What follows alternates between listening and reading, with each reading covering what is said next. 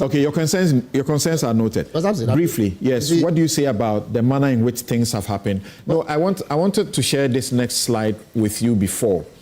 There's this next slide about the history of what has gone on so far as Ken Ofori-Atta is concerned.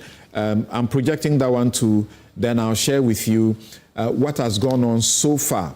Why Ken Ofori-Atta is back on the wanted list. And number one, he's under investigations by the OSP for 5 key issues. 1, petroleum and minerals revenue assurance contract between Strategic Mobilization Ghana Limited and GRA. Electricity contract termination, cancellation of ECG's agreement with Beijing BXC, National Cathedral procurement and payment processes, ambulance deal, Ministry of Health contract for 207 ambulances, and finally GRA tax payment fund, handling and disbursement of tax. Then number 2 on that slide, what you see is that January 2025, OSP names him a suspect, summons him for February 10. Then 31st of January, lawyers claim he's abroad for medical reasons. Then 5th of February, the OSP demands his return date, warns of legal consequences. Then on the 10th of February, 5 days later, unaddressed doctor's notes cited March surgery, no confirmed return date. Then on the 12th of February, he's declared a fugitive from justice. Then on the 18th of February, appeal to OSP, firm may return date giving, name removed from wanted list with warning of reissuance of non-compliance. So the wanted status was taken away from him. Then March 2025, he sues OSP over the wanted status, demands removal of history of the publication on the social media.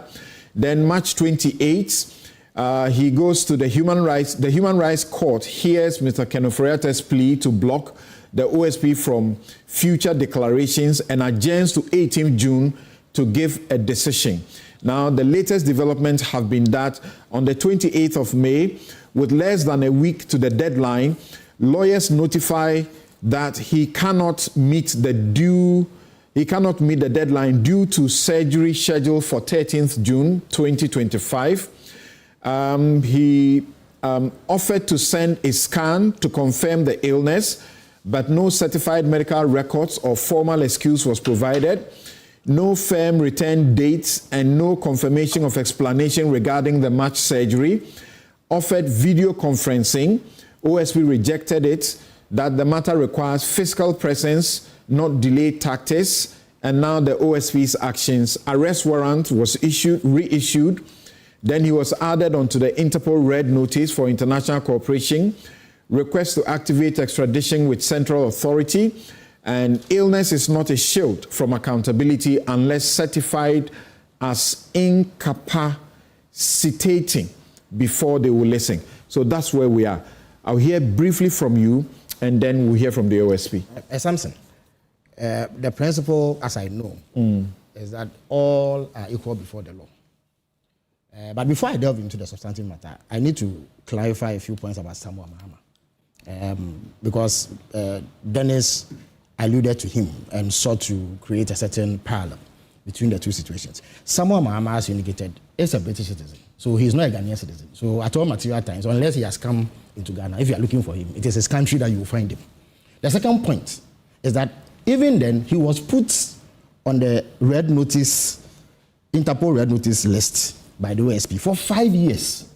So it was not as though, even though he was a British citizen. That was Amidu's time. Yes, that is Martin Amidu's time.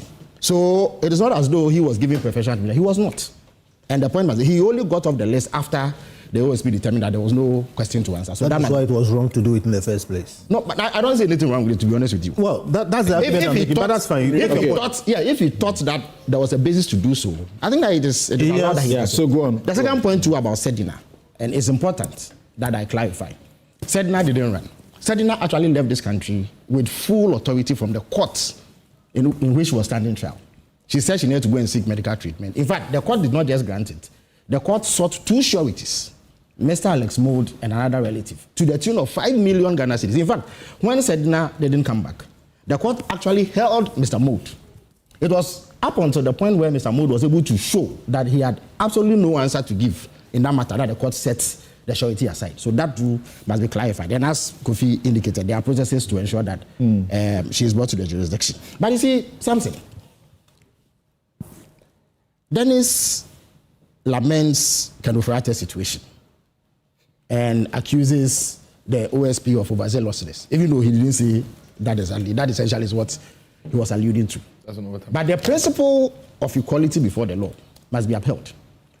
How did the MPP itself, when they were in power, through the Attorney General, treat others who also could say they were unwell? And in the last week or so, I've had cause to recount the case of Dr. Sylvester Nimana, who was the chief director of the health ministry at the time that the Atufosi ambulance case occurred.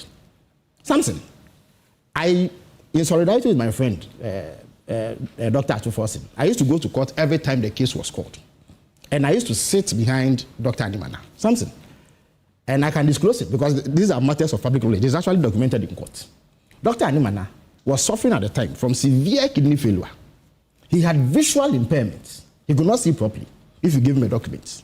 He had hearing impairment. He could not hear when you asked him a question. And then he was consigned to a wheelchair. He could not move. He had mobility problems. Yet, the Attorney General dragged him to court every single time. He lived around Kwabenya. Every time the case was called, he had to transport himself to court. Sit there for hours. He didn't have to. Sit there for hours. Something. The day that he was put in the dock to be questioned and cross-examined, he had difficulty hearing. He could not utter one coherent sentence because of the ailment he was undergoing. He had hiccups the whole time, and yet he was put in the dock. And this happened for 2 to 3 years. So why is the MPP seeking a different set of treatment for Kenufo-Yatta? I surmise that the OSP does not believe the excuses that Kenufo-Yatta is given, and that would inform the reason why he's taking report. Yeah, but the OSP appears to have doubts about the credibility of the report. But the fundamental question I seek to, and I don't intend to. First of all, the OSP says the doctor's report has not been brought to it. Well, fine, but I have reason to believe, based on the OSP's posturing, that he has significant doubts about the accuracy, authenticity, or if you like, the genuineness of that doctor's report. But the fundamental question that the MPP has to answer is that why do they treat one group of people one way and demand a difference of treatment when it comes to them? For instance, this wound to me matter.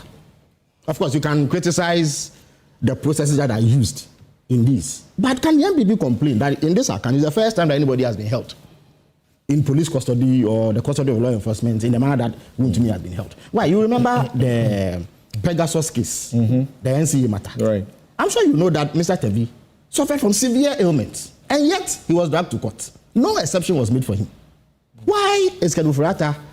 Why should Kenufo-Yatta? He was available. Ken is not available. But the point is that whether you are available or not, if law enforcement determines that you must show up, you show up. And the history, as I have recounted, is that they don't discount, or if you like, they don't factor in the fact that you are well or unwell. The Attorney General then didn't exercise the right to try him in absentia. They are now suggesting to the OSP that you try him in absentia. At least in the case of the OSP, you can argue that he is an independent public official. So his actions are not necessarily influenced by a government. Okay. They were in government. They took the decision. So that despite the ill health of somebody whose incapacity, you could clearly see at first glance. Now hold on briefly for me. And hold on.